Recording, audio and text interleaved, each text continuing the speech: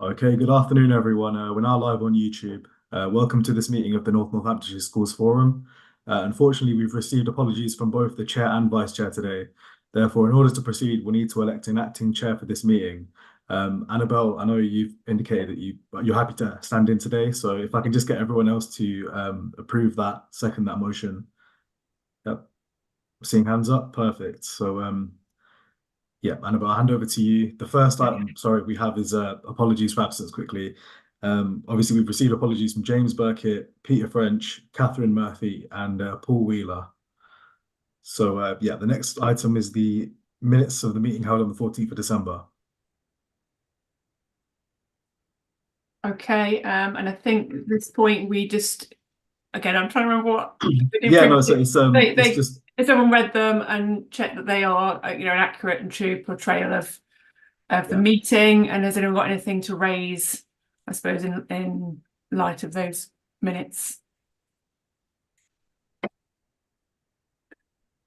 I'm guessing that's a no. So we can move on then. Yeah.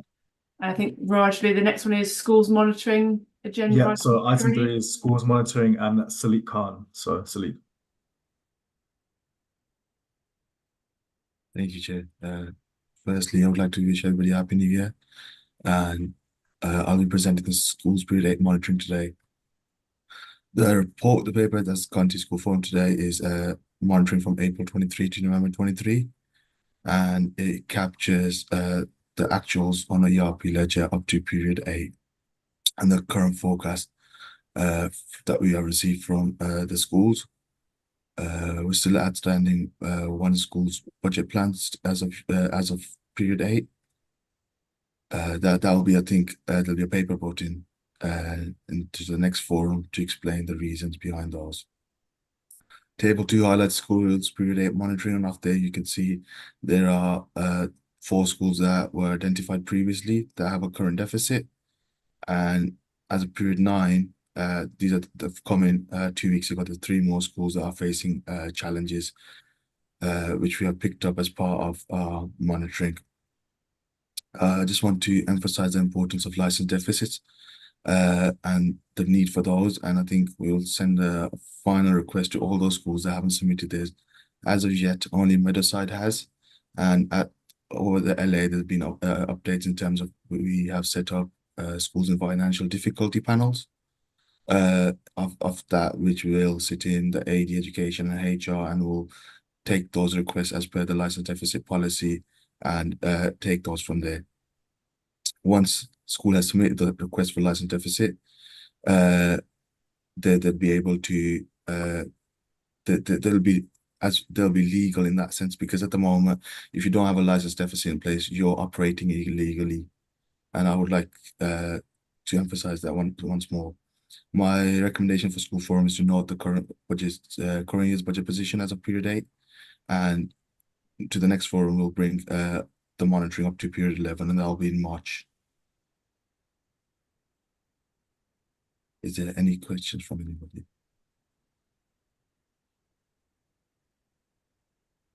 No, we'll take. Oh no, it's a hand out, Sandra. Yeah, hello there. And Happy New Year to you as well. I have a question around the support that happens for schools, and I know that we've discussed this previously. Around, we know that schools are experiencing challenge, and you've talked about 3 more schools now.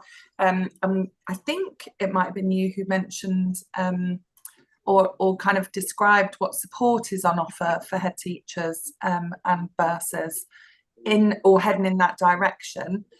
So I'm interested to know whether they are accessing said support, and how many schools have accessed that support that you offer. So at the moment, we run finance seminars for the schools, and we do get a lot of positive feedback from there. And topics are usually around proactive budget monitoring and what income that you might be entitled to in terms of the grants, and how to apply for those grants, and what are the cycles of those grants. But you're right. I think we do need to do more in that sense, where we can do head teacher and the school bursar presentation or guidance notes, in essence, And that's what at the moment at LA, we're working on the school financial handbook that should support schools then in order to, if they have any queries, they can come back to us, and that document is almost like an FAQ as well, where the school's budget is obviously depleting due to staffing issues. What are the next steps? What should we do? So questions like that. But thank you for bringing that up, and I'll take that back as well. So just to clarify, do we have a record of what schools have access? So beyond any supporting documentation, there are probably practical things that could happen as well, especially for those who are in a more serious challenging situation. Yeah. Do you keep records of that? I mean, it's not relevant to me. I represent trust, but I'm also a head teacher and would be really worried if that isn't an offer. I don't think we keep records of it. I don't think something like that exists just yet.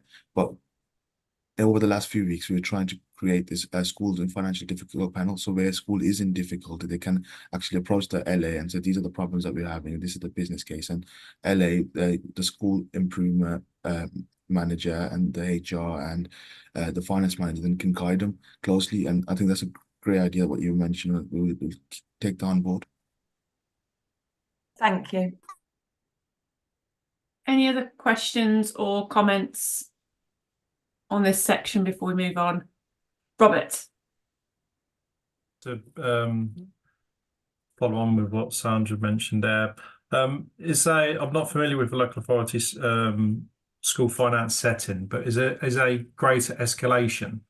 I just for clarity, you're saying there's one school who's got a license deficit and the other 4 haven't. So is that normal, or are you saying that there's 4 schools which are not complying? How's that escalated?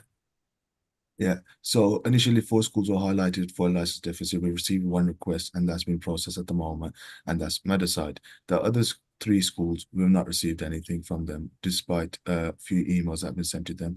Last email was sent in prior to December's forum, and that was from AD Education requesting that information.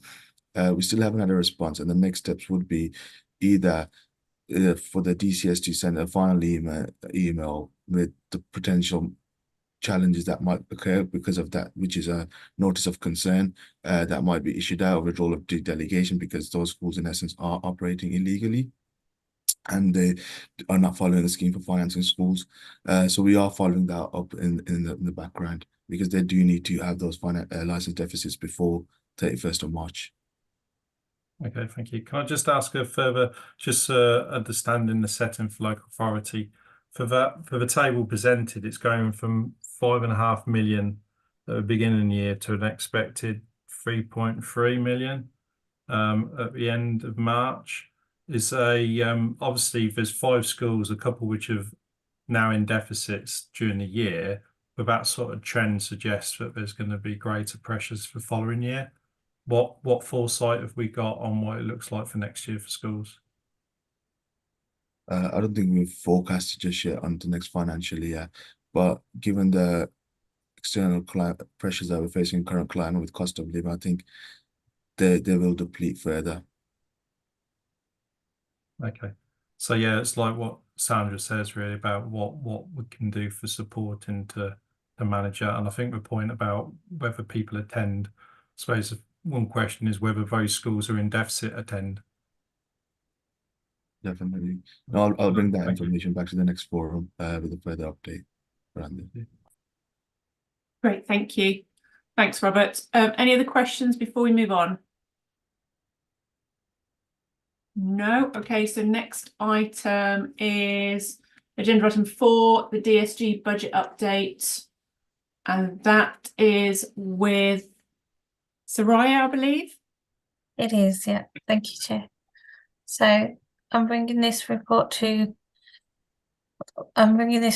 School Forum to update them on the current position of the DSG grant. This is an updated position following December School Forum. Section 2 of the report gives a background of the DSG grant and its 4 blocks to School Forum members. Coming down to Section 3 of the report, the original DSG budget for 23-24 was set at 354.9 million. This allocation was revised in July, leading to a reduction of 308k.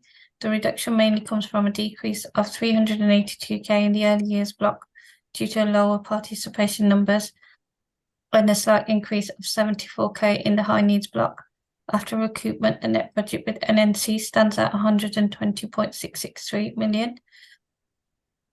Table 3 of the report breaks this down for you. And then moving on to section 4 of the report, the overall outturn forecast position at period 8 is an overspend of 9.019 million against the approved budget of 120.663 million after recoupment. And that's broken down under section 4.2 of that report. The report lists the reasons relating to the overspend, which is mainly in the high needs block. This was discussed at the last school forum meeting and will be discussed further in the high needs budget paper under agenda item 8. But as outlined in the report, the main reasons are an increase in the number of EHCPs, the use of independent placements due to a lack of sufficiency in NNC scores and mainstream top-ups. Section 4.4 details the work that is taking place within the service to help mitigate these pressures over the next year.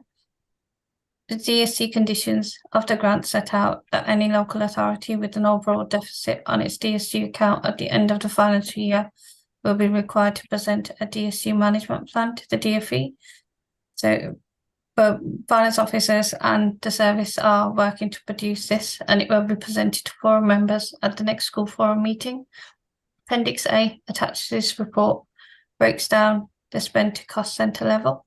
School forum are asked to note this report, and then I'll open up to any questions if anybody's got any on that.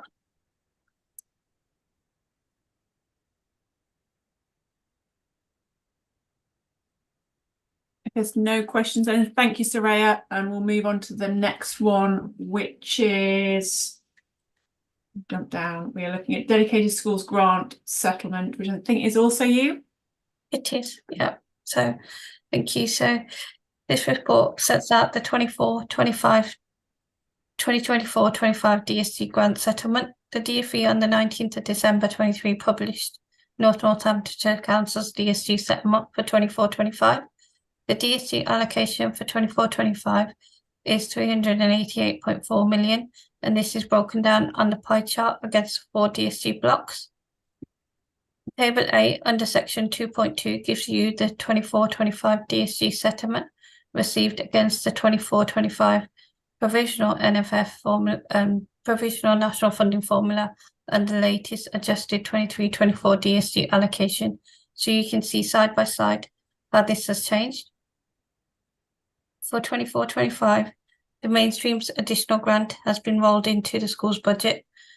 Moving on to section 3 of the report, 2024-25 school budgets. Table B is a comparison for members to see the 24-25 schools block DSG compared against 23-24 schools block DSG scores. The MSAG in this table is shown for comparison purposes only. Table B reflects an increase of £271.65, which equates to 5.74% increase per primary pupil unit of funding, and £301.60, which equates to 4.87% increase per secondary pupil unit of funding. But most of this increase is through the mainstream additional grant from 23-24, which has been rolled into the main formula. The next table, Table C, illustrates the impact of the primary and secondary unit funding increase. Pupil numbers fell in primary schools by 14.5 pupils, which is a decrease of 0.05%, and in secondary schools increased by 394.5 pupils, which is an increase of 1.93%. Overall, there was an increase of 380 pupils, which brings us onto Table D, the impact of falling pupil roll in primary schools and growing roll in secondary schools.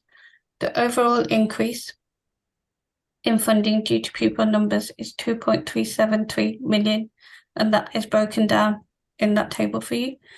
For the first time in 24-25, local authorities will be required to provide growth funding where a school or academy has agreed with the local authority to provide an extra class to meet basic need in the area, either as a bulge class or as an ongoing commitment. Local authorities will have to provide funding to a level which is compliant with the following formula. Primary growth factor value, which is 1,550 times number of pupil times the ACA. The DfE have for the first time funded falling pupil roles as part of Growth Fund. Northamptonshire Schools Forum can decide whether to operate a falling pupil role fund or not, and that'll be picked up further in the Growth Fund paper later. School Forum can decide to transfer up to 0.5% of schools block DSG to high needs block DSG without Secretary of State approval. Any transfers more than 0.5% from schools block DSG will need the approval of the Secretary of State. Detailed schools operational guidance can be found on the link under section 3.7. Section 4 of the report covers the central schools block. Table C under section 4.3 sets out the DfE's confirmed CSSB DSG allocation for 24-25. Details of the proposed 24-25 Central Schools Block Services Block Budget are set out in agenda item 7, which will be discussed separately. Table F under section 5 sets out 24-25 High Needs Block DSG compared against 23-24 High Needs Block DSG. The DSG allocation at November 23 is 57.919 million. The allocation for 24-25 is 60.98 million, which is an overall increase of 3.061 million, equating to 5.29%. Special schools and PRUs will continue to receive a separate allocation equivalent to the additional funding allocations in 23-24. This is equivalent to 3.4%. The special schools MFG to be operated by local authorities for 24-25 must be at least 0%, and the local authorities should consider setting the minimum increase within a range of 0% to 0.5%. This is equivalent to the MFG for mainstream schools. The additional 3.4% funding allocation must be excluded from the MFG calculations. As per 23-24, local authorities will continue to receive in 24-25 a separate teachers' pay additional grant, which they will have received for the period September 23 to March 24. Further details of the high needs block will be set out in agenda item 8. Section 6 of the report covers 24-25 early years block. Table G sets out the DfE's indicative early years block allocation for 23-24 and 24-25 based on January 23 census for Northamptonshire Council. The final early years block allocation is only confirmed by the DfE in July after the end of the financial year based on the two previous January censuses. Further details are going to be presented in agenda item 9, 24-25 early years block budgets. And then coming to section 7, that lists out the funding rate for pupil premium in 24-25. There's an increase there's an overall increase of 1.9%. Pupil premium allocations and conditions of grant will be put for 24-25 will be published by the DfE in spring 24. The recommendation for School Forum is to ask to note the 24-25 DSG grant settlement figures for Northamptonshire Council. That brings us to the end of this report, and I'll open the floor for any questions.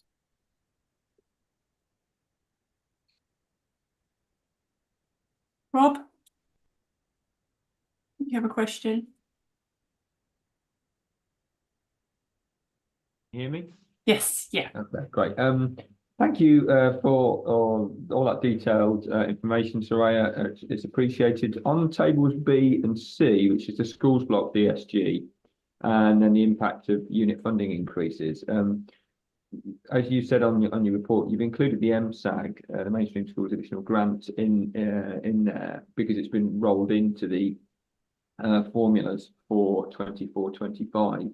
If you strip that out, have you worked out what the actual percentage increase is for primary and secondary? Because obviously the percentages of 5.74 and 4.87 look quite high.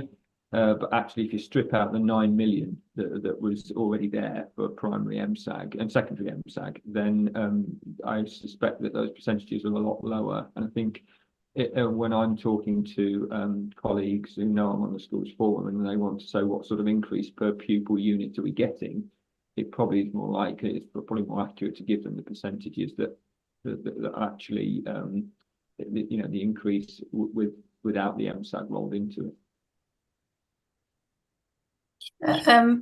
We have some more sort of tables and comparisons for you in the schools block report that I'll kind of show you just the differences and stuff. But the way that they've done it is they've rolled the MSAG into the schools block budget this time around, so it's hard to compare like by like.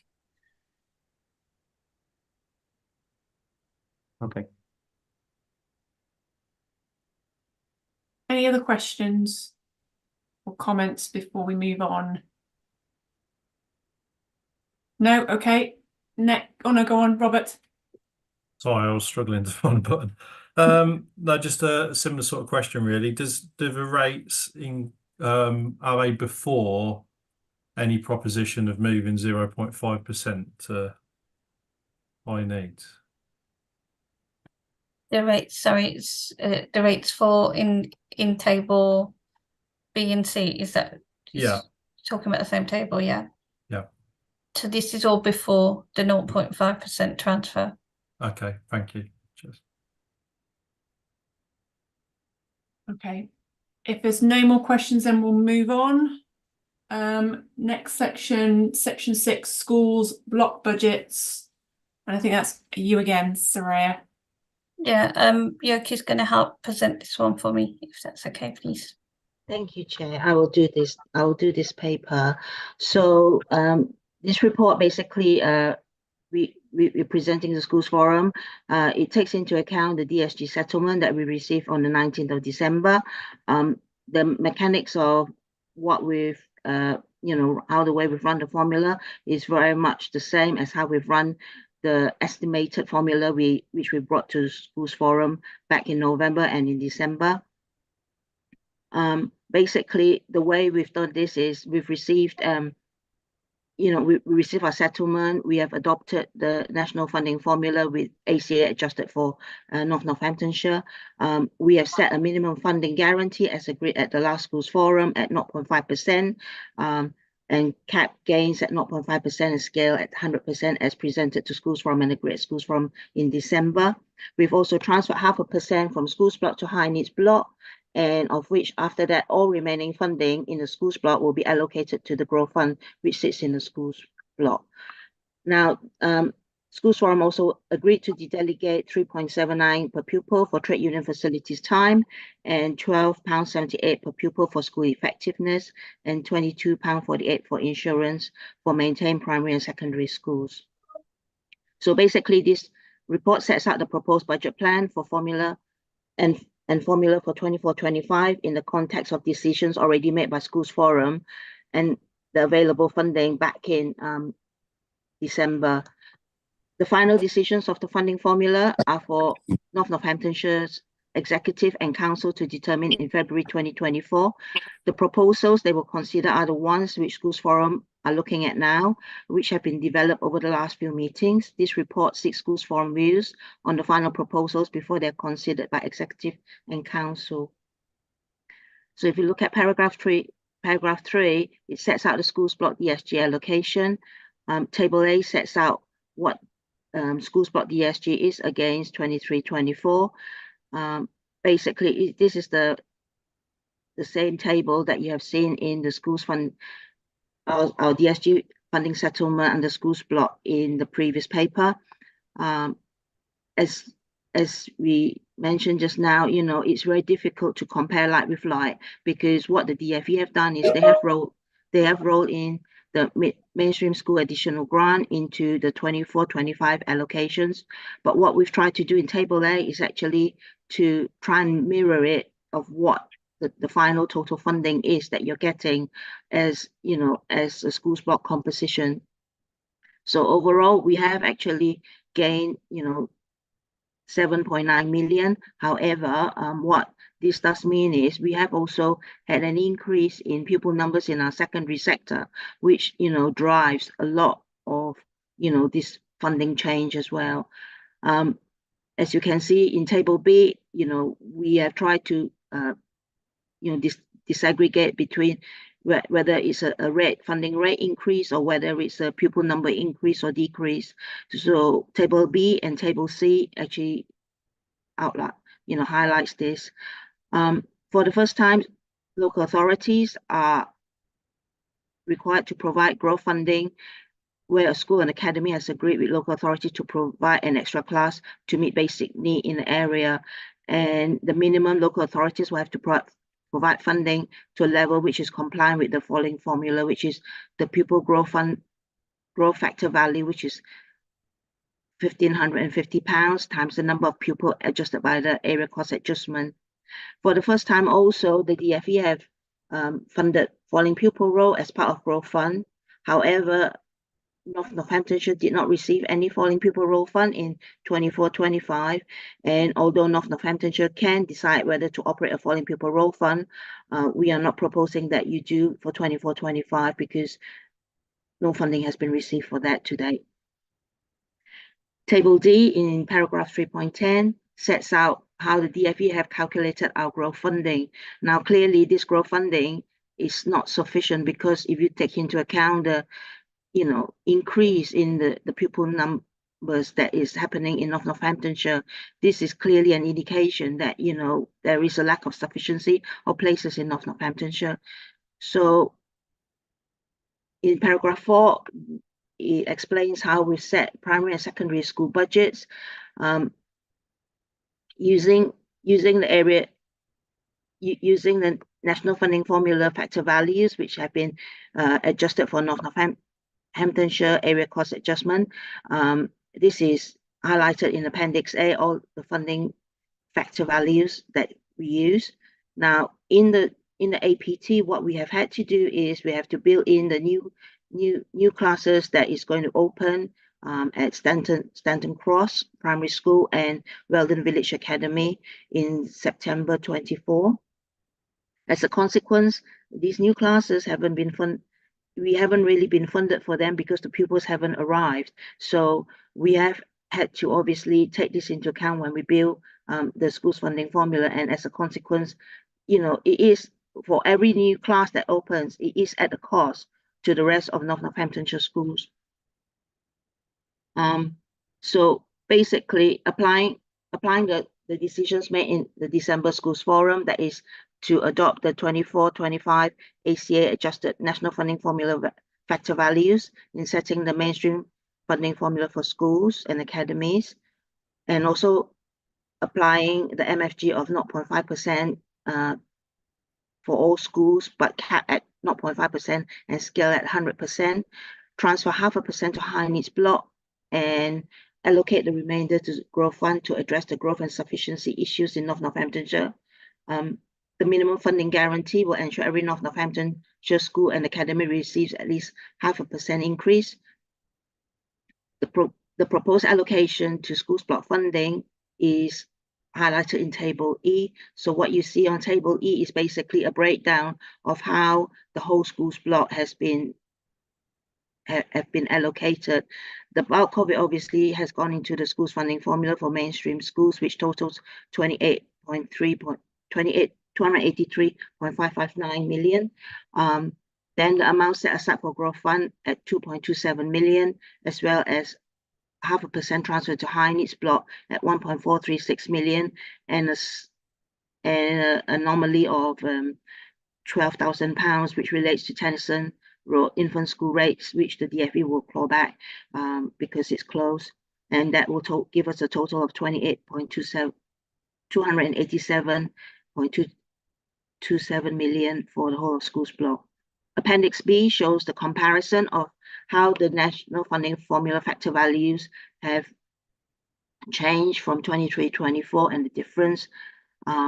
Appendix C obviously details the detailed draft funding allocation pending ESFA validation and NNC full council approval of what each individual school will get. Schools Forum are now asked to note the contents of the report. Schools Forum is also asked to approve the minimum funding guarantee to be set at 0.5%, all gains capped at 0.5% and scale at 100%. Transfer 0.5% to high needs block from schools block, which amounts to 1.436 million. Approve the remainder of 2.269 million for growth fund to address the growth and sufficiency issues in Northamptonshire, and also approve the delegation of £3.79 for trade union facilities time, £12.78 for school effectiveness, and £22.48 for insurance for maintaining primary and secondary schools as part of the delegation process, and also identify any points you wish to convey to executive and council as part of the 24-25 DSG budget setting process. So the next steps are the decisions made by Schools Forum will be recommendations made to executive and full council. The ultimate decision of how NNC's mainstream schools funding formula is decided by NNC's Northamptonshire Council at the meeting at the 22nd of February 2024. This brings me to the end of the report, and I open it to the floor for questions. Thank you.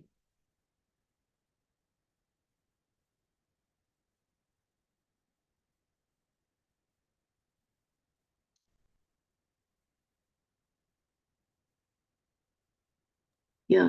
I was muted. Rob, you got your hand up. You got a question? I have, yeah. Can I just check? It says in this paper, and obviously you've also said today as well, that and maybe the secretary ought to just double check this. Can I just double check where we did agree the 0.5 MFG and 100% scale in December's meeting? Because I've gone through December's meeting and I can't seem to find it where that was agreed and voted on. That was actually in the presentation that Neil Goddard presented to Schools Forum in December. It was part of the presentation. Do you know which agenda item that was, Yoki, so I can go back and double check? It was an agenda item where we talked about schools block, as we talked about DSG budgets, we talked about schools block, and it also goes back. It's interlinked with high needs block, where then Neil did the presentation. I don't know if was it agenda item 7 because the clerk was meant to circulate the presentation that Neil presented, and it was actually part of it. Yeah, sorry, if I can just come in there, I think it's agenda item 7, Rob. Okay, that's fine. I can just go back and have a look at that. I mean, the reason I ask is that we've sat here in January meetings before in 23 and 22, looking at the number of schools that were affected by the MFG adjustment. I don't think I've ever seen I think it's Appendix C. I've never seen a paper with so many schools that are affected by the MFG adjustment and the scaling. I just wondered before I ask another question, I just wondered what the local authority's view on that is.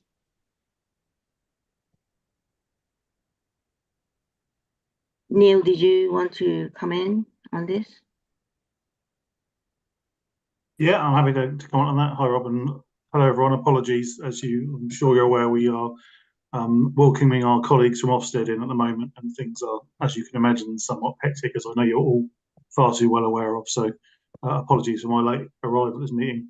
I think if you're going to set the minimum funding guarantee at the highest level possible, which we did, didn't we, Yogi, at 0.5%, that's going to draw more schools into it. So I don't think that's entirely a surprise, is it, Rob? If he'd set it lower, if we'd set it where we could have set it at 0%, then fewer schools would have been brought into it. So And in previous years, the MFG has been set at a lower level. So this is the maximum MFG level we can set, and so the maximum number of schools are drawn into it. It does comment. There is an underlying comment on the overall schools funding to say about why that's required, and it goes back to questions earlier about the actual impact of the increases and the movements of grants and those sorts of things.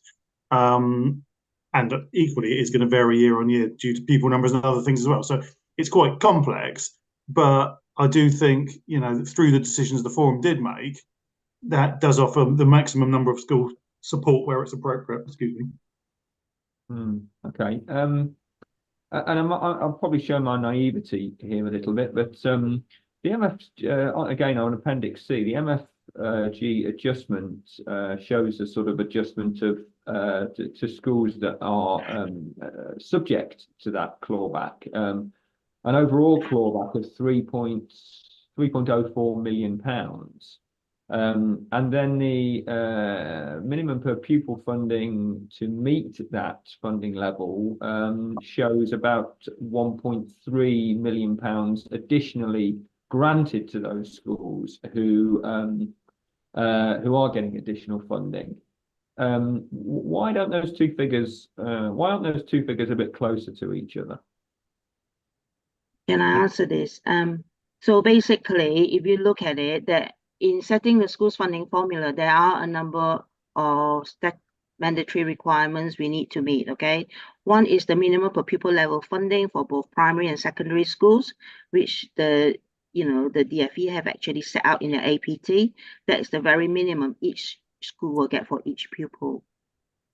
Secondly, the other minimum, the other mandatory requirement is that we set the MFG between 0 and 0.5%. So these are the two main areas that the DFE wants us to ensure that these two guarantees are met. And this is, when we run the funding formula, this is how it's done, basically. Okay. I mean, I still see that there's a difference of about 1.7 million between what schools lose when they have MFG adjustment. They're different things. They're not that these two guarantees are different. I know they're different things. I'm aware of the fact that they're different things. It's just that we are. It just appears as though there's a lot of schools losing quite a lot of money. And I know in previous when we've discussed this, we have set the MFG at and we were in that position where we could set the MFG at a higher rate than we've set the MFG differently, which meant that we haven't had as many schools affected by clawback as nowhere near as many as we've got in the proposal this year. The other question I'm going to ask is just about the growth fund as well, because again, it says, and maybe I just missed this part again, but it says that we set out that anything that's left over after the this has been run and we've taken off 0.5% for transfer to schools block will be funded straight into the growth fund. And I think in your paper, it's got that the actual growth fund total that's come in from the DFE is about 1.63 million. That's correct. And yet we're asked to vote on a proposal that's obviously topped that up because of the extra to 2.269 million. Yes, that's correct. The reason for that is because of the lack of sufficiency of places in Northamptonshire. Our growth fund, is not sufficient basically to meet our need because of the increasing number of pupils that's arriving here.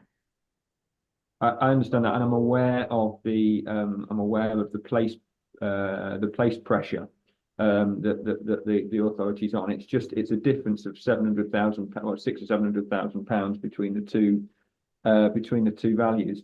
Can I then just finish off with it? It's related to this. I'm sure again when we spoke at either January 23's meeting. And I think Neil, I think it was you that spoke to this one to say, for example, why we weren't getting funded for those new classes, let's say at Stanton Cross and etc. I thought we'd said at that meeting the reason we weren't getting funded is because necessary paperwork by somebody hadn't gone in at the right time. No, it's not. It's basically lack funding. It's not paperwork that's not gone in at the right time. It's because those pupils, because our funding is based on October census, okay? And so we are opening new classes in the following autumn. So those pupils wouldn't have been in that census, so we would not have received the funding for it. It's lag. Okay, so for example, and there's no mechanism from the DFE or the SFA to recognise that because we're not the only we're not the only LA that's involved like that. Okay, that's fine. Thank you. Okay, thanks, Rob. Robert, I think your hand's up next. Thank you. Yeah, it's following on from what Rob said, really. Just to say, from my understanding of the block funding, so table E, and that disparity in that MFG, I suppose this year, also for next year, we're feeling with a greater impact because it's the first time we're doing that 0.5% swing to high needs. So 1.4 million is going from, if I loosely turn it out of everybody's pocket into high needs, whereas otherwise we get 0.5% more. But on the growth funding, so it's good what Rob said because I hadn't processed it like here. With the table in table D, we get funding for 1.65 million, and we're topping it up to 2.3. So there's 600 grand more being swept aside from what the government said we should ring fence, which I would question why, because again, schools are going to feel this pressure, 0.5% and 600 grand. I know it's 600 grand across a lot of pupils, but still it's 600 grand. But my main point is on the growth funding. It's quite a high figure, 2.27 million, and there's no detail behind that. The only narrative is within section 4.1 saying it's going towards Stanton Cross, 2 classes of 30 and Weldon Village, 5 lots of 30, which sounds a lot of money for other things. This clearly, the bit that we've built into the funding formula is for Stanton Cross and Weldon Village. However, there are other bits where we have to fund both classes for all the new pupils that arrive. For example, if you look at the increase in pupil numbers in secondary schools, for example, it's just under 400 pupils.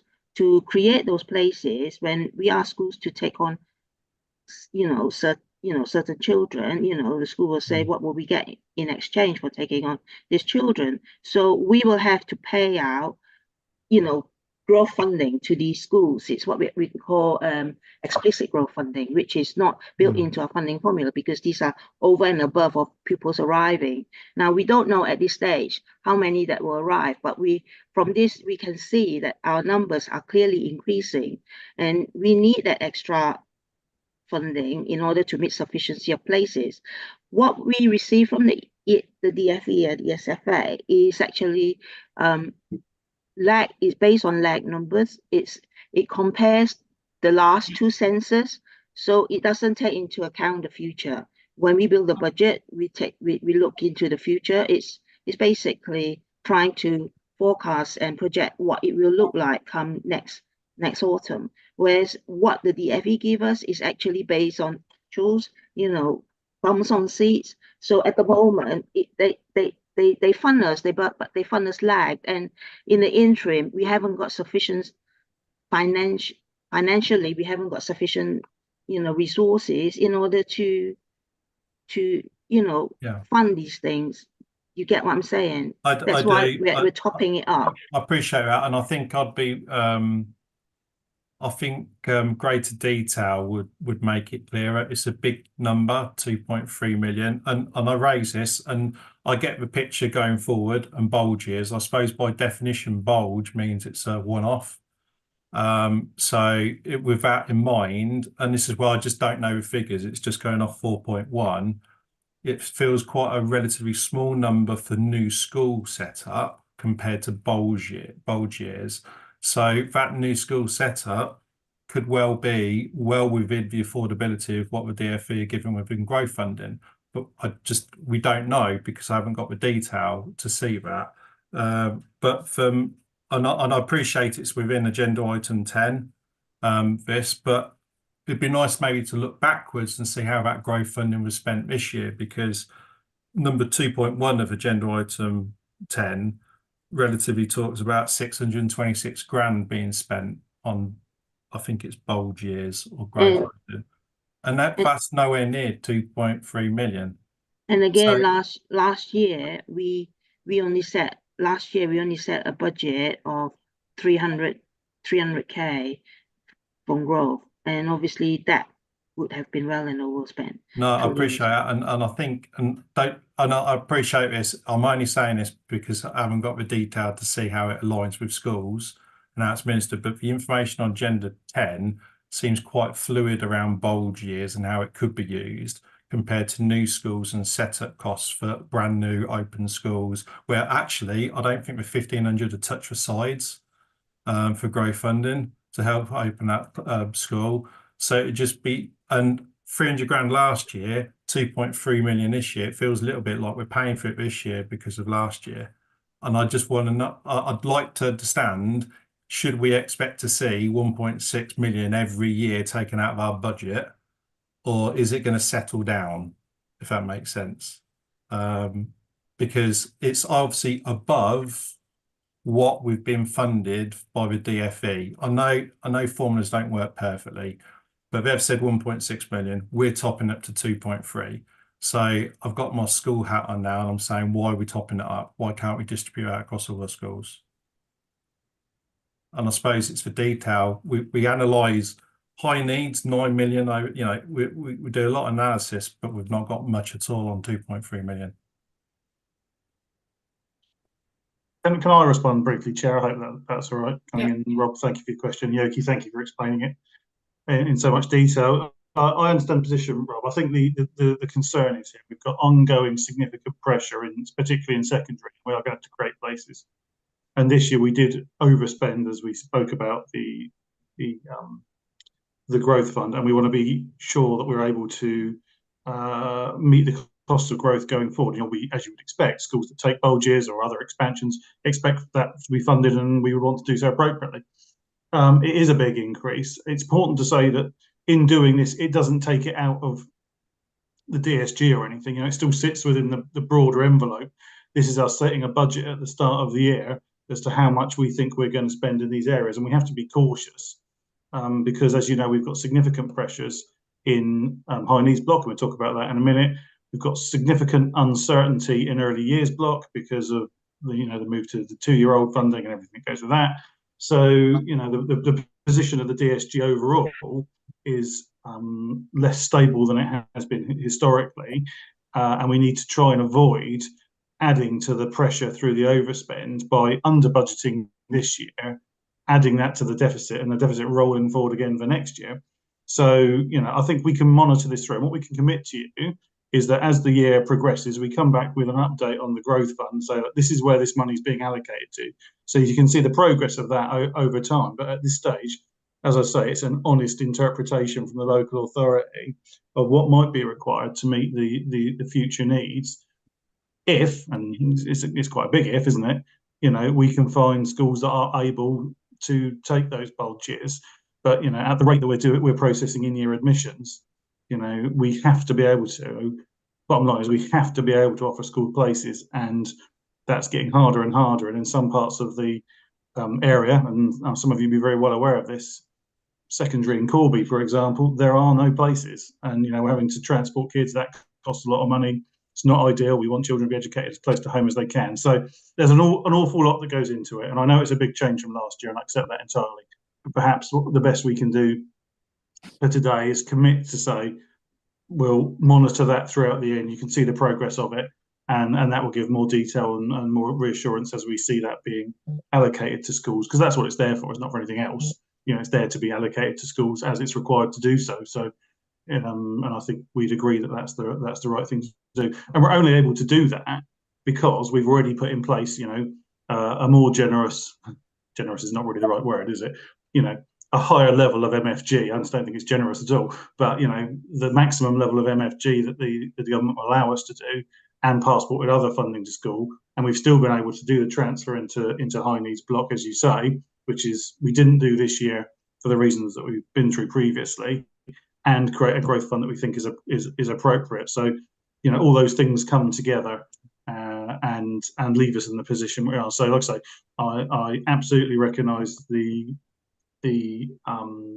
why you'd be raising this as a question, but equally, like I say, I think we have to take an appropriately cautious response as we go into an uncertain time in terms of places and other parts of the forum. Sorry, that's quite a long answer, Rob, but I hope it was at least partly helpful.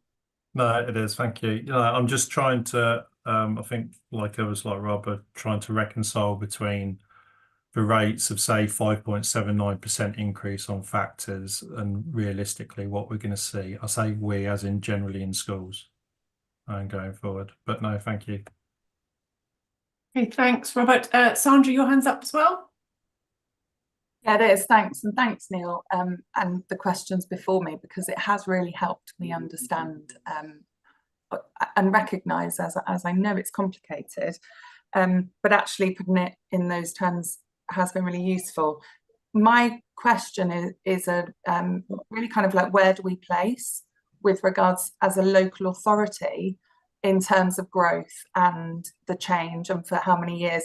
Is it that we sit alone, or with regards to benchmarking against other local authorities, where do we sit?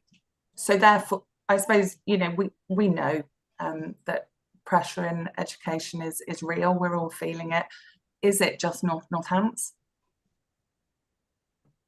And what are we doing, I suppose, to engage, DFE and government around that, if it isn't, or is just us?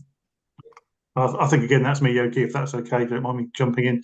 So thanks for your question, Sandra. It is a good one. So I meet with regional colleagues, or the East Midlands colleagues, and it's not a consistent picture. There are some areas within the East Midlands where numbers are falling. And actually, if you look at our primary numbers, it's a very difficult, our primary numbers are really complex, because we've got areas of really significant growth with building and people moving in, and other areas where there's a stagnation or a fall in pupil numbers. So we're not alone. We're not the only local authority who's got this pressure. There is a lot, and one of the conversations we have is, is there a lot of inward migration into the area? We have got a lot of development and those sorts of things. So each area is very different, and as you imagine, a very urban area is slightly different from a mixed area like we've got. Those things happen. We're absolutely not alone. The allocations for each local authority for growth are available on the paperwork, perhaps, that the DFE calculate and share, and you can see from that how different it is. With some getting none at all, and some getting more than us. There's really big chunks of money going through it. I think if we took to our nearest neighbours, there is growth in West Northants. It's different. It's not the same as ours. I think the primary issues are similar. Secondary, the pressure's different. So yeah, we do compare and contrast. We do have a conversation with, like I say, regional colleagues, and we do talk about this with the DFE when we meet them, because as I think I've said to you all before, we are under more scrutiny than I've ever known from the DFE about place planning. Okay, I think that's because money is so tight that they absolutely want to target it at the right place and say, what are you doing to help your self-system, rather than us just putting more money into the system. So, like I say, we meet with them what seems like monthly, but I think it's probably more like 8 weeks, 6 or 8 weekly, to go through this, and we're very clear with them on what this looks like. And we're meant to meet with them next week, but thanks to Ofsted, that's been shifted. But this was one of the issues in it. That was absolutely, what are you doing about the pressure that they can see coming through our place planning numbers? And that is all linked to having growth fund available to support schools. And like I say again, the whole point of the growth fund is it goes to schools. It's not being siphoned off, to do something else with. It's just giving money to schools in a different way that reflects the pressures as we see them. So yeah, there is. I mean, and given the amount of questions that's been raised about this, happy to have this as a substantive item on the next agenda, and we can go through the figures in more detail if that would be helpful. But I would say they are estimates, and our place planning figures, as you know, and everyone will know, whilst improving, and I'm really confident we're going to get some detailed figures out to all of you very, very shortly. is a developing piece of work. So happy to come back to it. But again, no, we're not alone, but it is very different in different local authorities. And that's recognised by the DfE in the conversations that we have, and they recognise the pressure.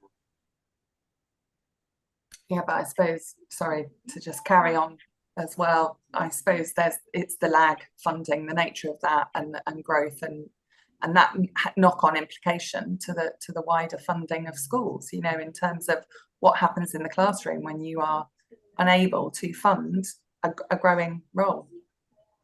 Yes, and the answer that there are winners and losers doesn't really help, does it, really? So as numbers reduce, obviously you gain by lagged funding because you're being funded on higher numbers are going down, those sorts of things. So at some point, overall, we will start to benefit from that from a primary perspective. So I think, although the reduction is not significant, it's quite minor. But yeah, you're absolutely right. But it's true of so much of the schools funding that we have, that we manage, is it's funded on an October census. And we're actually talking about a different cohort when we get to the September of the following year. And yeah, I agree with you. But the alternative would be very complex to manage in getting data around and managed quickly, and that would probably lead to in-year changes and very late information. So it's a balance, isn't it? But I entirely take it. Okay, thank you, Rajvi. I'm just probably going to get your support here. Am I right in thinking that there's a vote for this? Yeah. Or a number of votes? Yeah, there's 4 different votes. I can go through them if you'd like. So we'll start with the first one. So that's to approve the minimum funding guarantee to be set at 0.5%. All gains capped at 0.5% and scaled to 100%. So could I please see everyone in favour of that?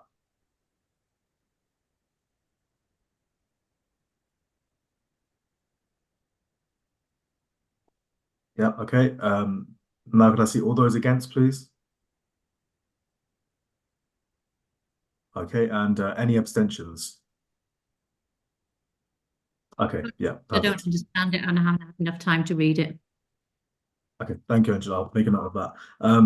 The second vote is to approve the transfer of 0.5% to the high knees block from the schools block, which amounts to 1.436 million. Could I see those in favour, please? Okay, that's noted. Could I see those against? And again, any abstentions, please? Okay, perfect. And the third vote is to approve the remainder of the 2.269 million to the growth fund to address the growth and sufficiency issues. Can I see those in favour, please?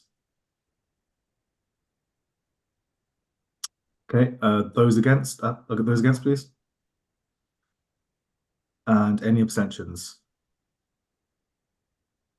Okay, thank you. And the final vote is to approve the delegation of £3.79 per pupil for trade union facilities time, £12.78 per pupil for school effectiveness, and £22.48 for insurance for maintained primary and secondary schools. Can I see those in favour, please? Is this just for maintained? Oh, sorry. Yeah, Yeah. this is for maintained. Yeah. Raj, can you do it maintain primary and maintain secondary separate, because it needs to be. Yeah, so if I could see the maintained primary members in favour of this first, please. Okay, perfect, thank you. And those primary maintained members against? And any abstentions? Okay, and then the maintained secondary now, same thing. Could I please see those in favour?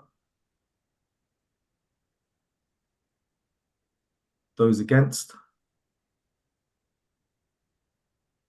Any abstentions?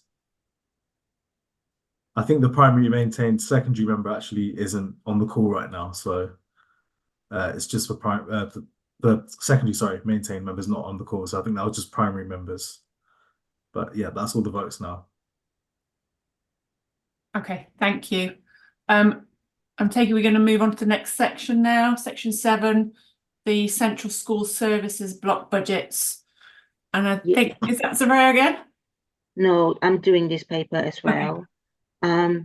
So agenda item 7 brings before you central school services block.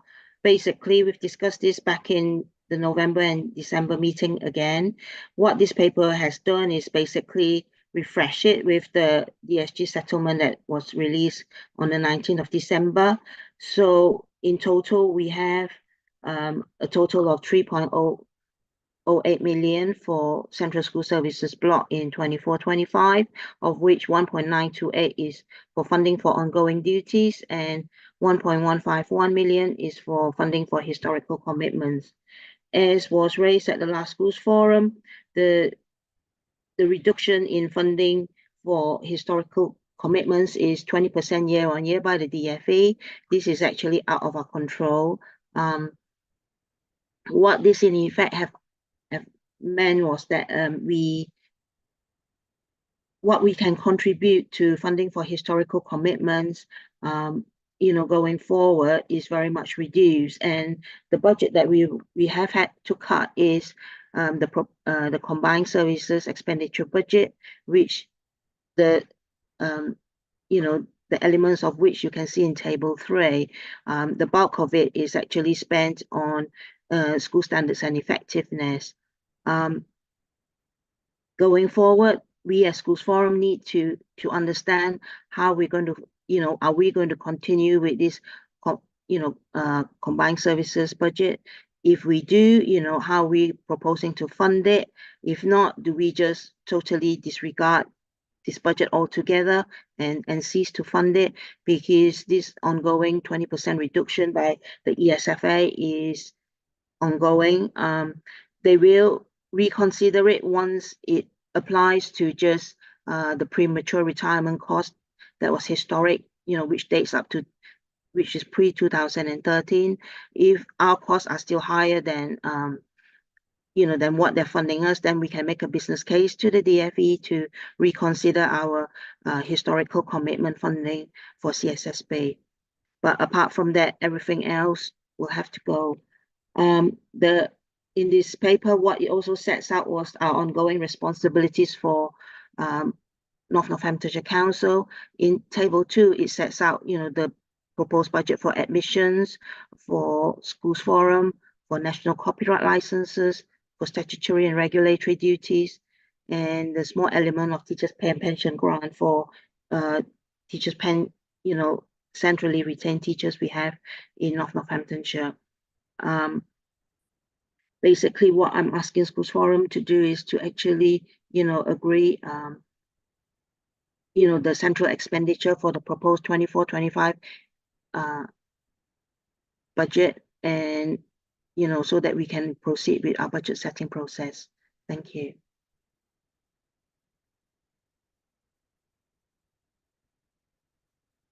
Open to the floor for comments. Thanks, Yoki. Yeah, any questions?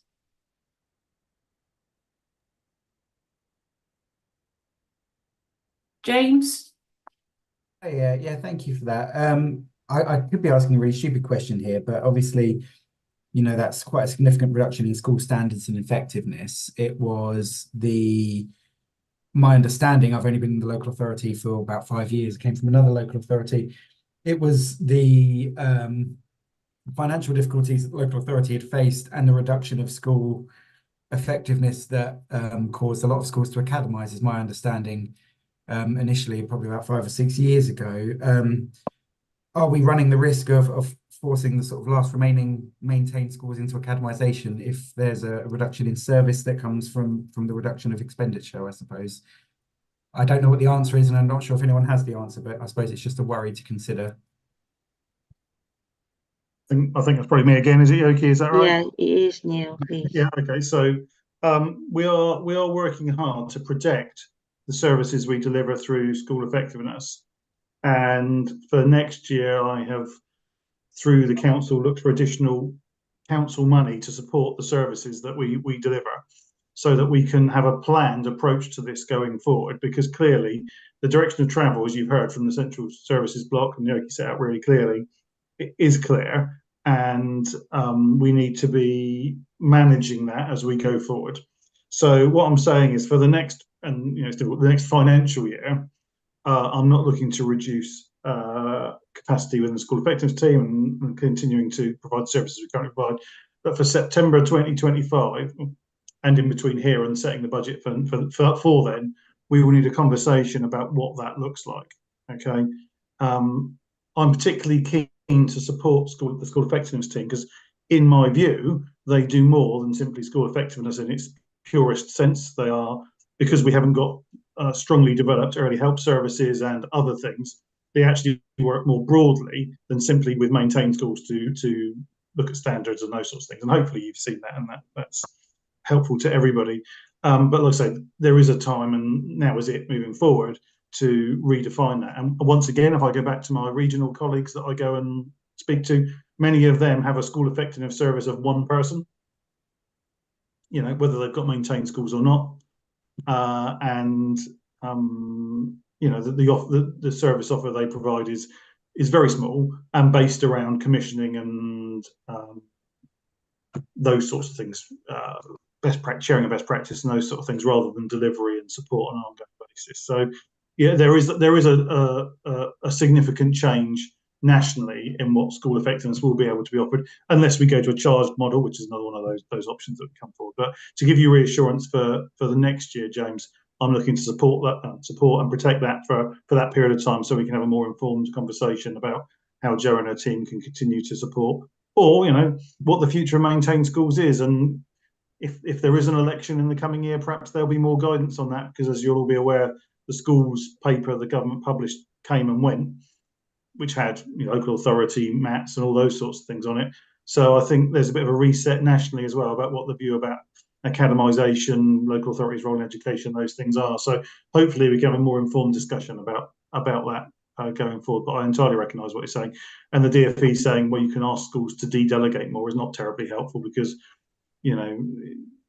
it's better if you're going to do that. It seems to me it'd be better to go to a traded model, because then you can get what you want rather than it just becoming a blunt instrument, and we can work across the piece and offer academy support as well in a different kind of delivery model. So lots of interesting conversations ahead in the coming year. But for now, please be assured that the services should continue as you expect to see them. Yeah, and thank you. And just to confirm, I've definitely felt the benefits of that school effectiveness team, and Jo and her team as well. So yeah, I think that was probably my concern there. Fully recognizing that the 20% reduction is out of our hands anyway, but thank you for that. Okay, thank you. Any more questions? Am I right, Rajvi, in thinking there's a vote for this, but it's just maintained members? No, this is for all schools, because this is central services block. Okay. Yeah, so the vote is for forum members to agree the central expenditure for the proposed education functions to be funded from the central school services block. So yeah, all members, can I please see those in favour?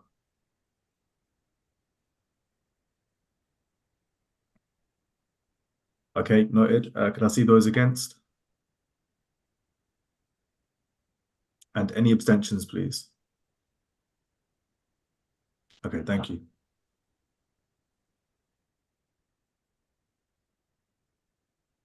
Okay, we're moving on to the next sections, item 8, which is the high needs block budget.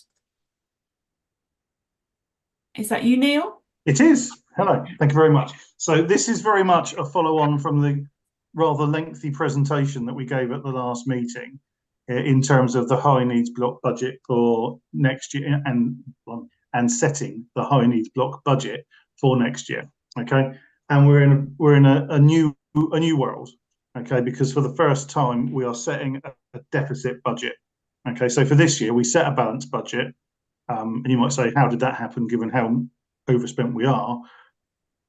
Looking back, you take a view as to whether the increase in demand on the services will continue or not. Is it a follow-on from COVID? All those sorts of things.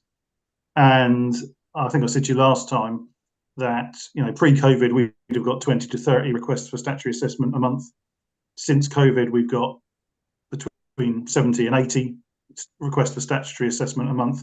For the last 2 months, which is actually October and November, December is a bit different, but October and November were both over 110.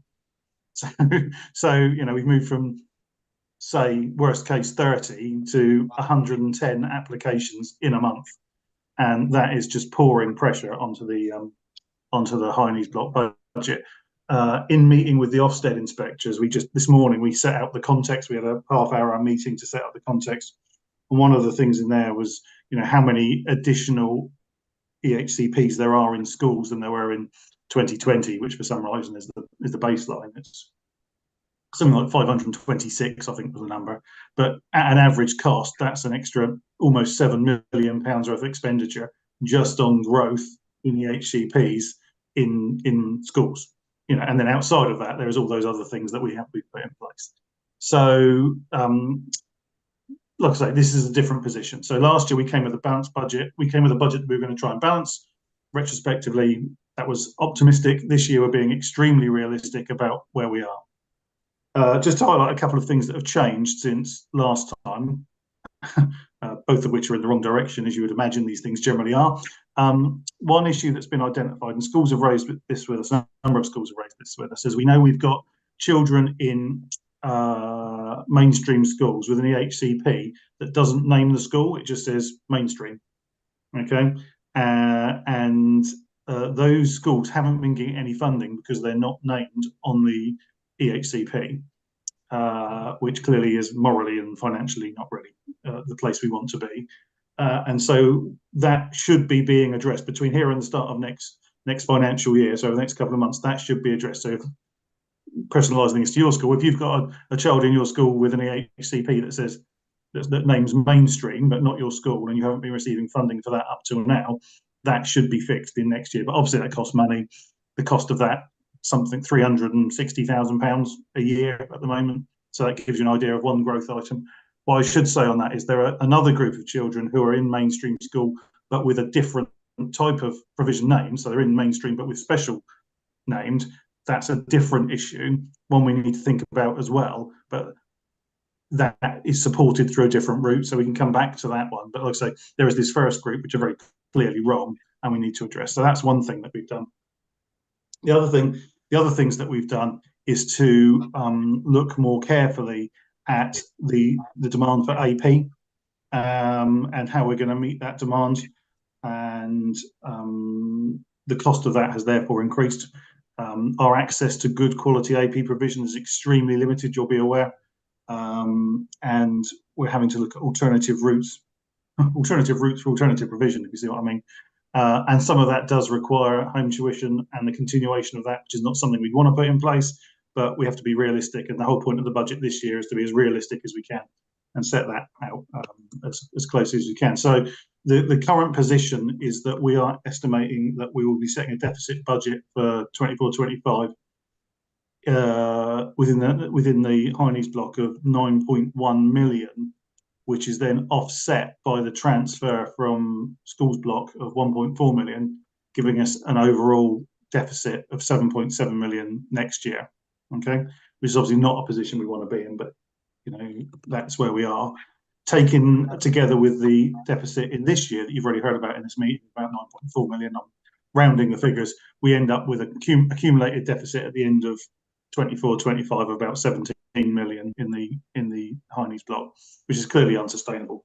Yoki's already spoken about the need for us to do a ESFA management plan, which we will be doing over the coming months once Ofsted have gone, with a view to that setting out a 5-year recovery plan. Now, you may be aware, and you may have read about other areas that have had this through and had support through things like safety valve and the other schemes, that is not done without impact on schools, and we need to be aware of that. One local authority is currently asking for an 11% transfer from school block to high needs block. You imagine how significant that would be on schools. I'm not sure that's going to be approved, but that's their starting point. The other things that come through safety valve increase your threshold for EHCPs. So children with higher levels of need are managed at mainstream with within the available notional SEND budget. And then the other things that really we're already doing around sufficiency, defining need, early help, all those sorts of things. So going through that process is absolutely not a panacea, and it is a really difficult set of circumstances to go through. But with Yoki and College and Finance, we'll come together and set out a plan for 5 years that we hope will demonstrate that we can arrest the increasing deficit in high needs block, and hopefully at least turn the ship around, if not get back into balance within the 5 years that's required. So as I say, we went through this in quite some detail at the last meeting. We went through every single line. That I just wanted to update you today on the figures of where we are. And we'll obviously monitor this closely as we go through next year. And obviously we'll monitor this year's position as closely as we can, and report back at the next meeting of the forum as to where that has come through. From a more general perspective, I was at a budget scrutiny meeting this week with councillors. The councillors are very aware of this, and I've said things that are very similar than that I've said to you about the pressure, so they're aware of this. In the short term, this doesn't affect the council's broader budget, but over time it could do if the government changed the rules of how these things work. And there is concern politically, and that we picked up through that route as well. Other local authorities in a very similar position. So one of the local authorities I spoke to are expecting at the end of this financial year to be £63 million in deficit, with an expected deficit next year of £24 million, just to give you an idea of how big some of these figures get. And they're an authority no bigger than us, so you know it is similarly comparable. So it's one of these things I could talk about for a very long time, and you probably noticed that in the presentation last time, so I will stop. But that, I think, is the messages that I wanted to pass over this time, that overall the deficit for next year, the budget that we'll be setting, is circa £7.7 million in deficit. Yoki, is there anything you need to add to that from what I've said? No, I don't. Thank you. So I'm happy to take any questions, Chair. But like I said, I know we went through this in quite a lot of detail last time, and this is really just an update.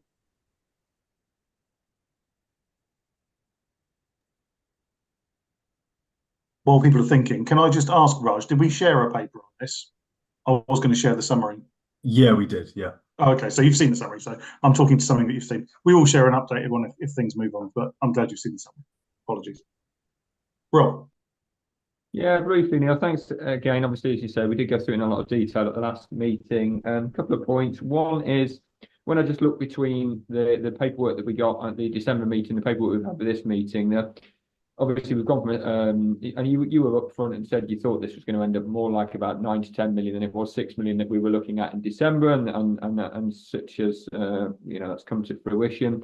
The vast majority of the change, goes kind of looking back at the previous papers, the vast majority of the change for this one in the forecast position, has actually come from the alternative provision change, which was kind of roughly 2.5 million, and now looks more like 4.3-ish million. So was that an expected jump? Because it's just for one line within that high needs block, that's a really big change, and that's obviously certainly when it's where you thought it was going to be, which is in and around the 9 million mark rather than the 6 million mark.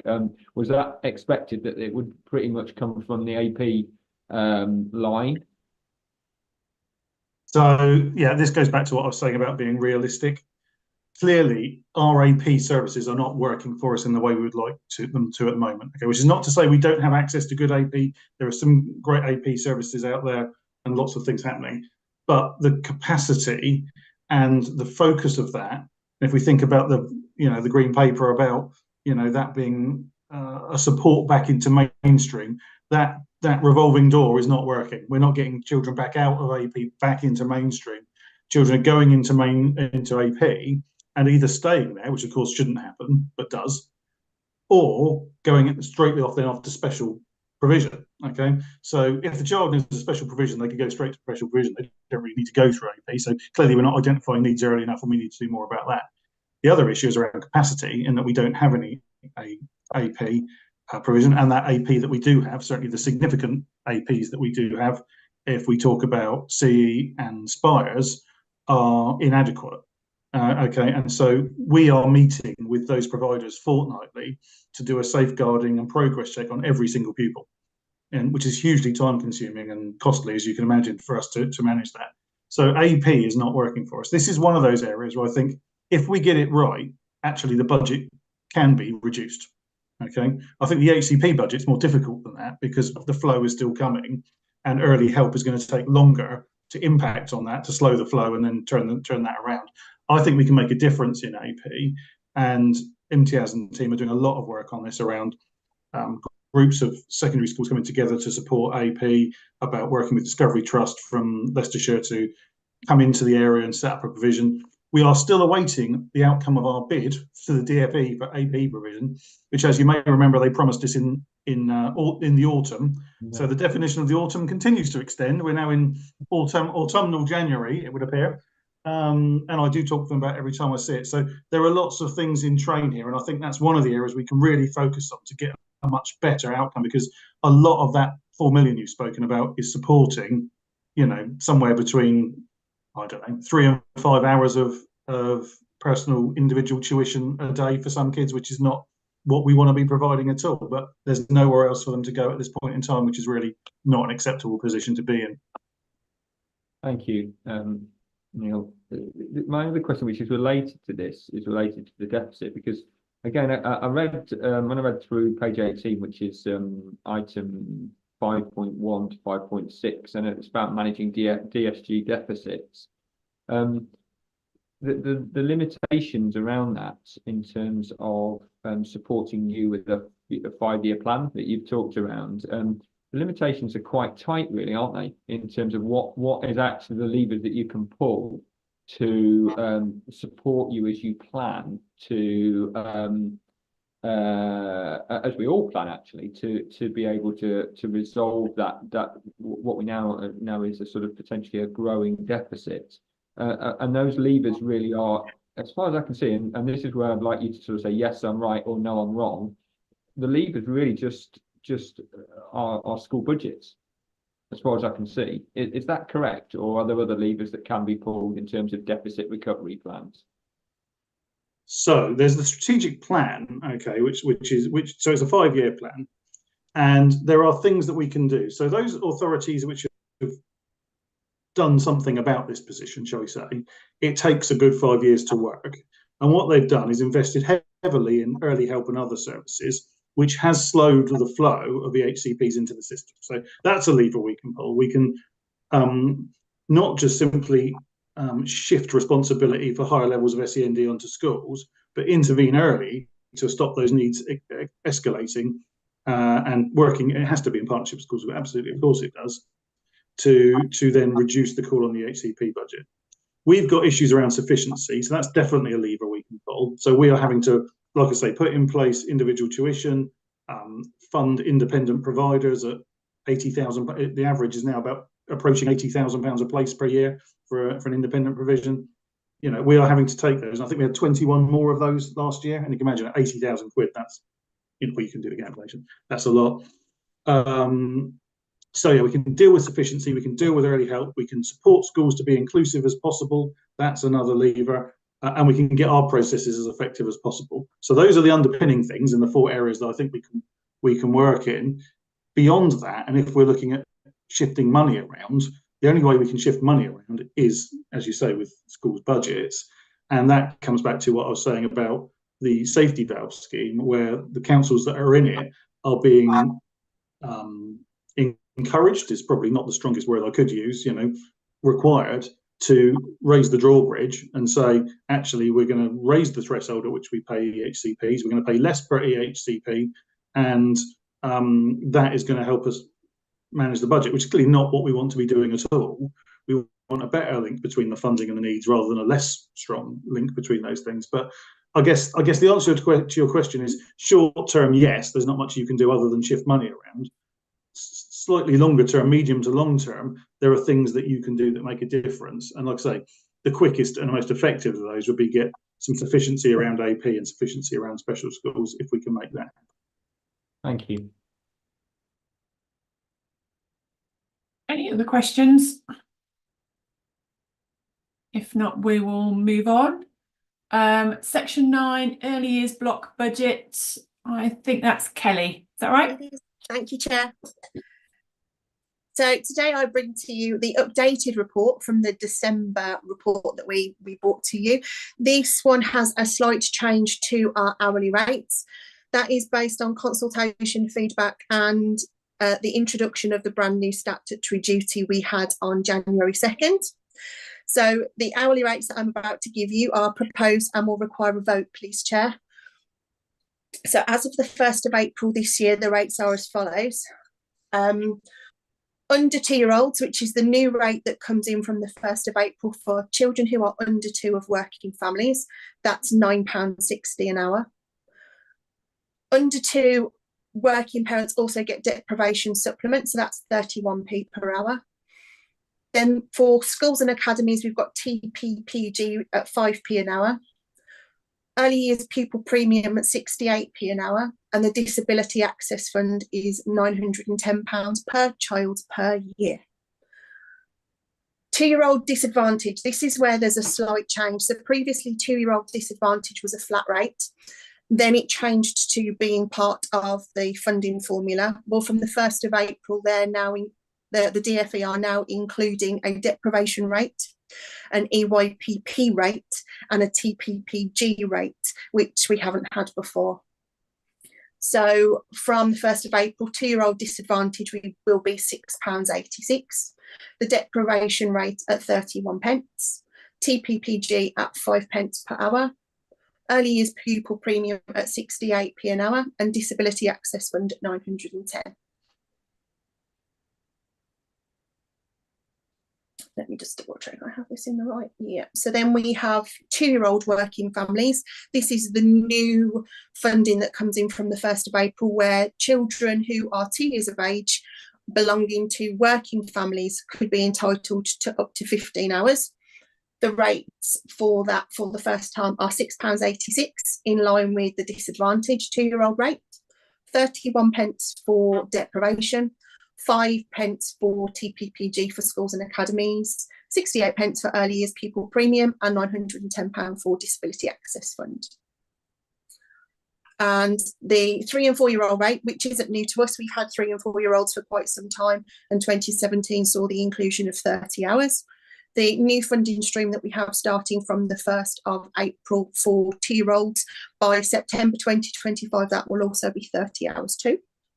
The rates for 3 and 4-year-olds for universal and extended from the 1st of April is £4.85 per hour. We're removing notional send. We discussed last January that we would be removing notional send at 3p per hour, and we have removed that to put more money into the Special Educational Needs and Inclusion Fund. So the deprivation rate is 31p. The TPPG for schools and academies is 5 pence. Early years pupil premium is 68 pence. Disability Access Fund is £910 per child per hour. Sorry, that would be nice, wouldn't it? Per child per year. And maintain nursery schools supplement funding, including TPPG, is £6.23. One of our votes this time, Chair, is to look at the 5% retention that the local authority is allowed to take for statutory services. For the first time, from the 1st of April, we as an authority will be able to take 5% from 3 and 4-year-olds, 5% from 2-year-olds, and 5% for the under 2-year-olds as well. Our statutory duties have increased because the funding streams have increased. Our requirements, our processes and procedures have all increased to take on the new government reforms. So the 5%, I'm actually going to ask Salik to pop in and help me with this. Salik, could you discuss the 5% for me, please? Yeah, thank you, Chair. Thank you, Kelly. So from 3 and 4-year-old, what we're paying to provide is about a circa of 20 million, and after 5%, amounts to 1 million. Total funding that we received was £22,090,000, and that 5% then will be used to will be centrally retained to for the operational purposes to deliver these services and funding streams. For 2-year-old disadvantage funding, we received 2.5 million, and the 5% of that is 128k that we're retaining for 2-year-old disadvantage funding. 2-year-old working parent, we received 6.3 million, and we'll be retaining 5%, which amounts to £315,000. For 2-year-old, under 2-year-old working parent, we received 4.3 million, which is the 100% amount, and the 5% of that is 217k, which we'll be retaining to once again deliver these funding streams as our statutory duties have increased. Total budget that we have received is 37 million 101,886, which is a substantial increase from last year, as last year's budget was 23 million. So we've increased by 13.9 million this financial year, and majority of that is due to new streams being introduced. So 2-year-old working entitlement and under 2-year-old entitlement, both of them amount to 10 million and increase this year. Thank you, Sally. I have no further updates on that report. I'd open the floor to any questions, please. Sandra, got your hand up. I couldn't hear. I'm really sorry. I didn't hear the total amount for the 5%. So I heard a bit of the breakdown, but I couldn't keep up with the numbers. Could you just tell us again what the 5% total being held centrally is? Bear with me. I've got the breakdown. I haven't got the total, but I'll do that for you now. Thank you, Sally. And then I do have a question once I've got that information. And my question is related to the 2-year-old funding disadvantaged against the new 2-year-old funding working parent. Those figures are identical, £6.26 per hour. Yes. My question is, what's the rationale behind that, knowing that deprivation brings greater challenge and costs us more as settings? So could you give us a bit more information around why that why that's been made a choice? It's not an internal decision. The DfE have given us statutory guidance that the 2 rates need to be the same. You might remember that in December I'd actually set them as different rates. It wasn't until the 2nd of January with that statutory duty that we learnt they had to be the same. Okay, so therefore I think we probably recognise that there's some vulnerability there with regards to settings meeting the needs of disadvantaged children, which is deeply concerning when we know that 0 to 5 is a key point at which we can address the long-term impact of deprivation and disadvantage. Then the other question I have is, with that central funded services and everything that you do centrally, which I know is extensive, and of course it's going to grow in theory quite significantly, but of course we don't know for fact from 9 months old education and care how many children that's going to mean, and therefore how much income we'll get off it. It's kind of in the moment, isn't it? We find out as we go. My question is, how are you as the central team ensuring that you can meet the expectation on you around supporting settings when they've now got increased numbers of children being funded by the government? So at the moment, I've not done a consultation or another survey at the moment because I am aware there are an awful lot going around. We've obviously just finished ours, and it's census time for early years as well. So from the beginning of April, when census is all put to bed and we're moving to the next funding block, we do have a few ideas and thoughts and suggestions, but I'll be putting out a survey to the sector to glean some information. I'm not going to sit here and pretend that I have all the answers and that I know everything, so I'd rather ask, and I would gather some information from everyone, find out what their thoughts are, and then put probably some options in place to say, we could do this or this, what do you think?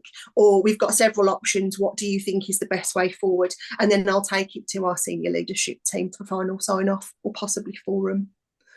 And kind of on that, along that same vein, Kelly, with regards to what it will look like in September, I've forgotten what I was going to say. Oh, I think it's right. Yes, so I need the figure. What's the total central figure? That's what I'm asking. Alex finding that out for us. Apologies. Is that the 5%? So the total 5% amounts to 1.76 million. So that's 1.760 million. So 1.76 million. Yeah, 1.76 in total. Yeah. And that's with projected 5% income. Yeah. That's right. Yeah. Thank you. Okay, thank you. I'm not sure who had the hand up next, Angela or Lisa. I know you both got your hands up. And I think both on mute. Sorry, I turned my video on, not my speaker. Thank you. Mine was similar to Sandra, so thanks, Sandra, for raising those. One was Kelly, you've already answered it. The why the same funding for 2-year-old deprivation and 2-year-old working families. But in terms of, and I think, Sandra, when you were asking, obviously if those families aren't living in disadvantaged areas or whatever, that funding isn't going to be used. And again, I was going to ask around the consultation and what have you used to generate the funding, because obviously to do those breakdown costs, you will have had to do something. Or does that come from central government too? It all has to be the same. The statutory duty was very clear on the 2nd of January. I'll be honest and say I wasn't expecting the changes I got given on the 2nd of January. We've been told that we have to have them, so we've put them in place, and we've been told they all need to be the same, so they're all the same. And that's in terms of the same with 3- and 4-year-olds too? The whole lot needs to be the same across the board. Okay, so that makes sense. I understand it for the 3- and 4-year-olds, but obviously the new funding right across the board. So if that money isn't then spent, Kelly, because we haven't had the uptake, you know, what will happen to it? Because obviously the base rates have been altered to so there's not the 95% pass through to everybody, because if they're not taking disadvantage or anything like that, does it go back to central government, or how will it get back? So we have to obviously report on our spend. The budget is broken down into as we've based the rate, that's exactly what the return looks like, the financial return that we have to submit as a local authority. They will ask me to forecast, because we're monthly claims and monthly payments. I can do actuals pretty simply. It will be a case of sending that back, and anything that's unspent will go back to the DFE. Okay, because then with my other question, and certainly from the previous paper where we were talking about high needs, you know, there is a real pressure in early years around high needs too. And I was wondering if there was any flex for that to be used. And I know you've taken the notional send away and put it in to high needs. But again, that money isn't coming through timely for nursery schools and early years settings. It's how can we get that a bit slicker? And that then links to your central systems, because I am very aware they're going to be, as the take-up comes, there's going to be a massive pressure on you guys centrally. So it's not anything to do with you shouldn't have 5%. I'm not saying that, because there's a massive pressure there and a lot more work. But is there any way of going back to central government whilst we're trialling this? Because in here, there may be a real need, and we'll be picking up need. And there's a talk of we can pick up need from 9 months for children with SEND. If that deprivation and money isn't needed in the same way. So then I'm just thinking there could be a child who is eligible for it all, deprivation, you know, all of those things, or a child who doesn't hit any of those other characteristics, but comes to us at 9 months, and we know that they've got a need, and waiting for that SENIF. It's how proactive can we be as a local authority to go back and challenge central government around some of these decisions here. And then my final question is about marketing, because certainly when 2-year funding went out first time round, the local authority were very proactive in terms of marketing that. So in terms of your 5%, is that going to include marketing? Yes. And getting that out there so families know about it? We need to do all our own marketing and all our own publications, as we did in 2017. Because the systems aren't in place with providers yet, I can't really advertise anything while the national campaign's going on, but from the 1st of April I'll be able to do so. To just take you back a little to SENIF, in the early years block funding, I only have funding on the Special Educational Needs Inclusion Fund, which is for low level and emerging needs only. SENIF has a monthly panel. We meet monthly, we make decisions monthly, and it's early enough in the month that anything that is granted gets paid out with the normal headcount return. Ours appear as part of a separate payment report, and they appear on a remittance advice as SENIF. Anything that's deemed high needs would be part of high needs block and fall under SSS. Unfortunately, I don't have any funding in early years block for any form of high needs or any form of severe and complex needs. And I challenge that every 6 weeks with my DFE representative, because needs don't just start or don't just stop when children get to a certain age. Great, thank you, Kelly. And the other thing was, previously, again, we used to have a breakdown of that 5%. So we understand how that's been. There's a little breakdown in your narrative on page 42. But just, I think it's really important for us to understand the cost, because, you know, the marketing, which you maybe didn't have to do before, will come, just for us to see going forward where that 1.76 million is being spent, because I know when they did it before, it was all photocopying and lots of things, because it can be thought that it's just going on people's salaries, but it's much more than that. It is. All of those things. So that would be really helpful going forward if you're able to do some of that, please. We will absolutely do that. I think Sally and Soraya and I have that in the diary for the beginning of April to go through, because it will be in individual lines where it will break down what we're spending it on, what's it for, and the exact amount. Yeah, brilliant. Thank you. Great, thank you. And then lastly, I think, Lisa, you've got your hand up. You got a question? Yeah, I have. Thank you. It's more a comment, really. Thank you. I think a lot's been answered by the two people before me. Just commenting that obviously the £4.85, really, because we had the extra supplement from the government, which took us up to £4.52, and that's only going up 7.3%. And obviously wages are going up over 9% as a minimum. So it's not going to cover it. I understand there's probably nothing the county council can do about it, but I just think it's worth noting. And obviously the drop in the funding for the deprived 2-year-olds is going to have an effect.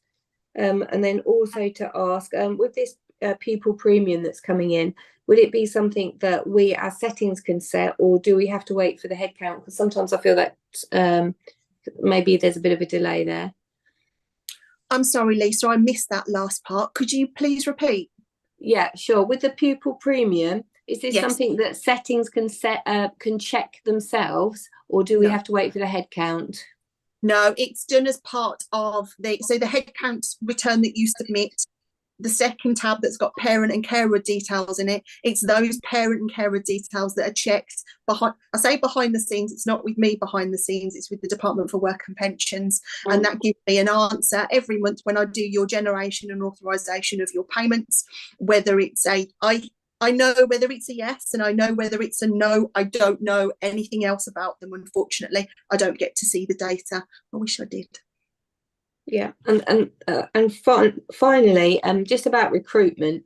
Obviously, you understand that it's really hard to get people to work in early years at the moment. So could some of that 5% be put into actually advertising what a good job it can be, and getting the workforce back in, so that we can actually look after these additional children?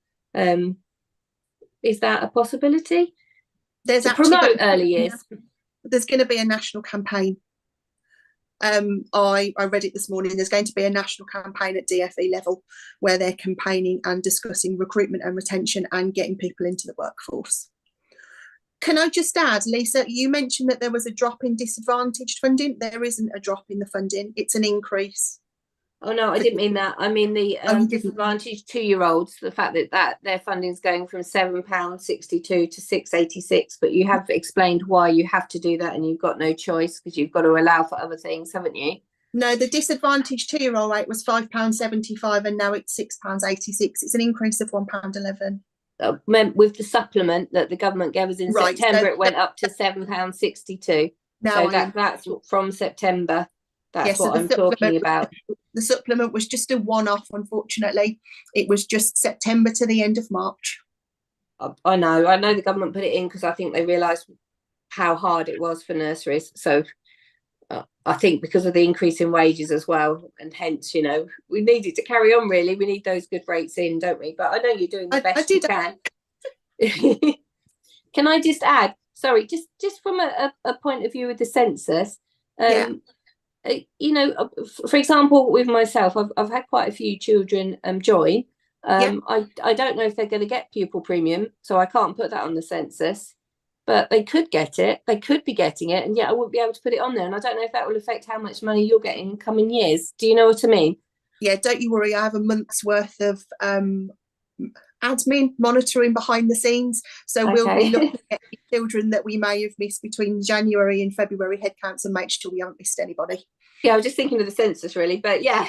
It's not due until the 4th of March. So we'll have a look through them all to make sure everybody is included. Okay. Thank you very much. That's it. Thank you.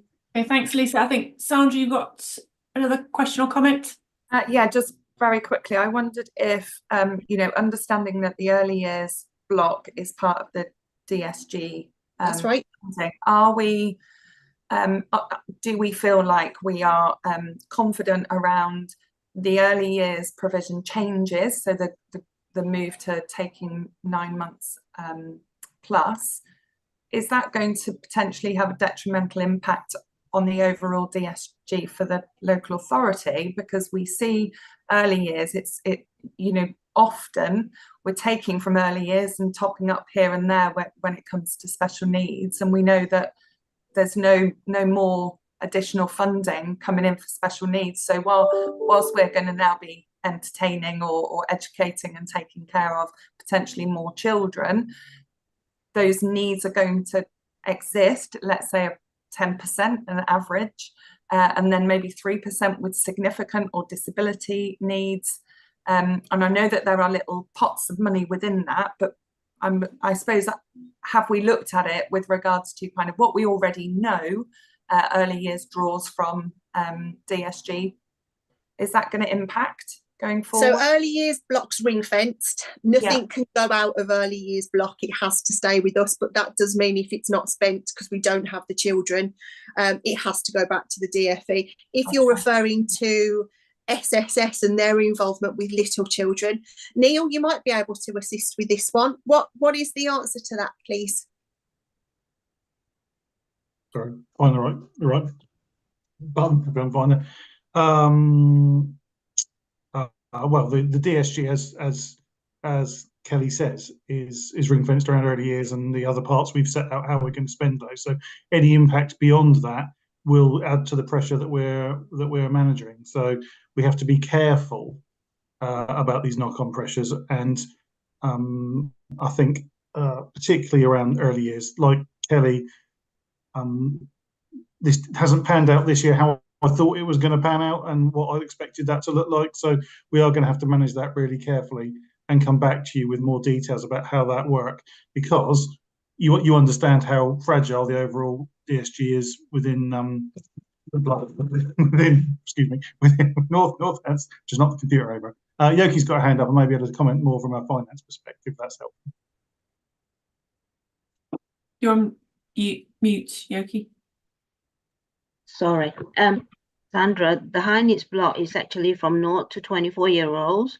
So basically, you know, it will cover all these 9-month-old babies, unfortunately. So I suppose what I see is that we're going to, this early identification is going to happen. And ultimately, whilst we have felt the pressure in reception classes as they come in at 4 years old, seeking, you know, specialist support, etc. But actually, we're just bringing that forward, which is fantastic for the children, and actually positively long term, because we might have children in the right settings from the outset. But of course, those settings don't exist. The early years special needs provision doesn't exist in Northants. So I'm just sort of thinking, have we considered what the longer term implications are here? Obviously, with the new streams of funding that the government have introduced, we've built in a SEN inclusion budget for it to address the initial stages of SEN. But obviously, if it's really quite advanced SEN, like SENIF Plus, then it will have to be funded from high needs block, basically. Yeah, thank you. Okay, Lisa, your hand's up again. You got anything else to say or ask? Oh, sorry, that was Okay. not done on purpose. Thank you. Okay, no worries. Any other questions from anybody? Otherwise, Raj, is there a vote? Yeah, Yeah. there is a vote on this. Yeah. 6.3. Yeah, Kelly, I might need your help on this. There's a few, but I think the first one is to approve the budget set aside for Senef.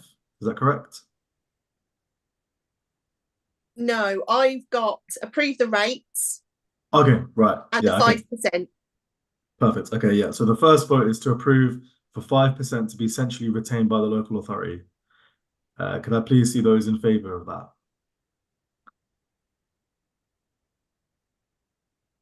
Okay, thank you. Could I see those against? And any abstentions, please? Okay, the second vote is to approve the funding rates and levels of funding as detailed in Appendix B. Could I see those in favour, please?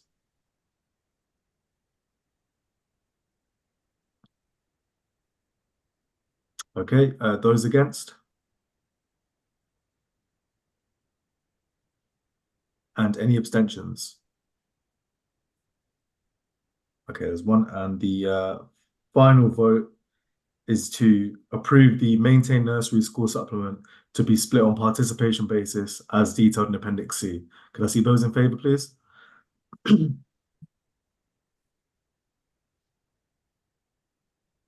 Okay, those against?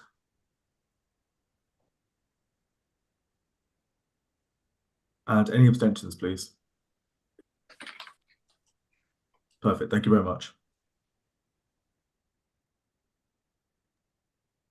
Okay, thank you. That takes us on to the last agenda item we've got today, which is growth fund and falling roles. I think I've got Neil down for this. Yep, I think we can do this quite quickly, colleagues. We've spoken about both these things in some detail already in this meeting in different areas. So I'm not going to go through the whole elements again. You'll have seen the paper. You know how growth fund works this year. We've already talked about what it is we're looking to address with that for the coming year. And so we're looking for your agreement to put that in place with the commitment that we made earlier that we will continue to monitor that carefully throughout the year and report on that. And that, you know, the purpose of the use of that throughout the year is only will go to schools, but just through a different route through the growth. So we've talked about how that works. Falling roles, Yoki's already spoken about that. Our proposal, whilst we did consult on having one of those, the vote was quite close, and with the funding position that Yoki set out earlier and the lack of clarity around that, we think that would take more work to be implemented properly than we're able to do between that point and now. And so our proposal is we don't put that forward for next year. Our forum has voted a number of times in the past not to have a falling roles formula.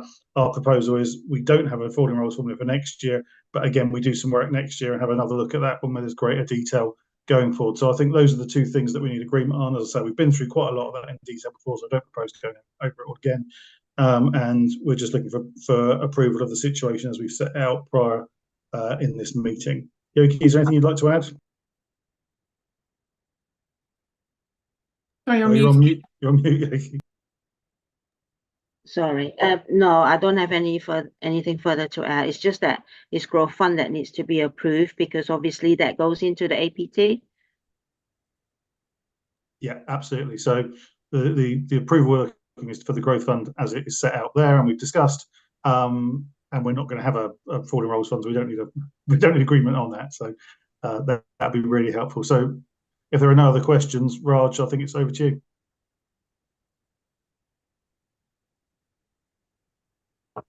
Yeah, I don't see any hands up. So is there any questions? Okay, perfect. We'll move to the vote then. So yeah, schools forum members are asked to approve the growth fund of 2.269 million for 2024-2025. Raj, haven't we already done this in the previous item? That was one of the previous items lines, wasn't it? To approve. Yeah, I think there was a similar vote in the schools block item.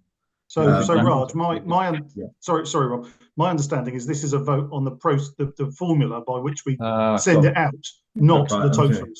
Okay. So Right. As set out in the paper that's before you in relation to this, oh God, I can't speak. I'm really sorry. It's the Ofsted effect. The formula that's set out in the paper is how we will approach distributing the money you've already voted into the growth fund. I'm really sorry I wasn't clear about that. It's the criteria Okay. that's involved. Okay, so we're voting on the criteria then. So yeah, again, if I could see everyone in favour of that, please.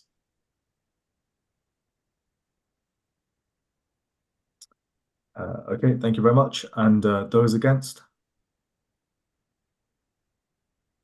And any abstentions, please? Okay, thank you. That's unanimous.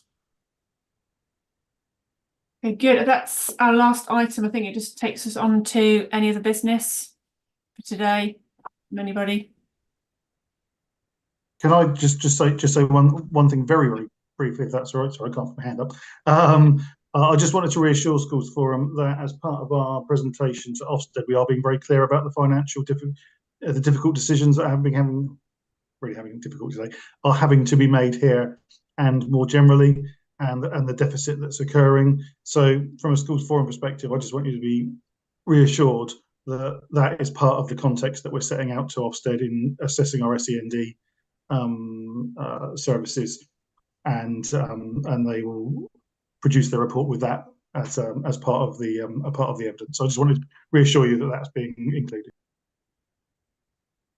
Okay, thanks, Neil. Lisa, you've got your hand up. Have you got anything to raise? Just not really to raise, but just about my vote regarding the funding rate for the early years.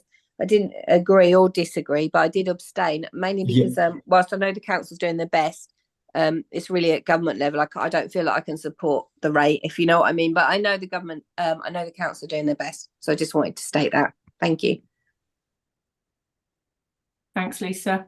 Anything else from anybody before we finish? No, so I think, is that it then, Rajvi? We can... Yeah, that's it. We can close the meeting. Thank you, everyone. Thank you for attending, everyone. Thank you all for your time, everybody.